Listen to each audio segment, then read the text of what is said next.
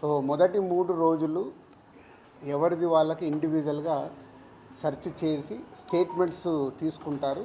అయిన తర్వాత last day నిన్న ఆఫీస్లో కన్క్లూడ్ చేస్తారు. సో మా హౌజెస్లో జరిగిందా కానీ ఆఫీస్లో జరిగిన దాంట్లో కానీ చాలా రిపీటెడ్గా వేసిన కొన్ని ఛానల్స్లో కానీ సోషల్ మీడియాలో కానీ ఇంత డబ్బు దొరికింది, ఇంత డాక్యుమెంట్స్ దొరికాయి, అది దొరికింది అనేది కొన్ని హైలైట్ చేశారు. ఎక్కడ కూడా మా దగ్గర డబ్బు కానీ డాక్యుమెంట్స్ కానీ ఐడెంటిఫై కానీ మా దగ్గర నుంచి వాళ్ళు తీసుకున్నది కానీ లేదు.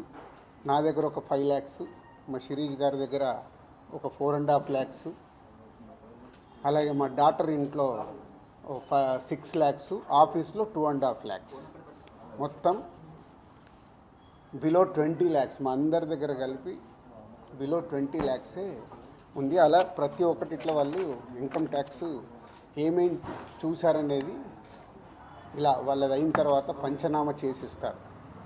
సో క్యాష్ రూపంలో అది. అలాగే 5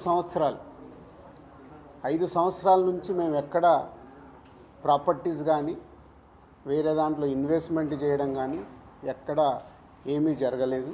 అది కూడా డిపార్ట్మెంట్కు టోటల్గా అందరి దగ్గరికి వెళ్ళి క్లియరెన్స్ చేసుకున్నారు. ఇది క్లీన్, ఎక్కడ డాక్యుమెంట్స్ కానీ అలాంటివి ఎక్కడేం లేవు. అలాగే బిజినెస్ దాంట్లో ప్రొడక్షను, డిస్ట్రిబ్యూషను, థియేటర్ సైడ్ ఉన్నాం కాబట్టి వాళ్ళకి అన్నీ డీటెయిల్గా కావాలి. డీటెయిల్ అంటే ప్రొడక్షన్ ఎలా జరుగుద్ది, ప్రొడక్షన్లో 24 క్రాఫ్ట్స్ ఉంటాయి. ఆ 24 క్రాఫ్ట్స్లో లావాదేవీలు ఎలా ఉంటాయి ఒక్కొక్క సినిమాకి. సో ఆ డీటెయిల్స్ అన్నీ వాళ్ళు తీసుకోవడం జరిగింది.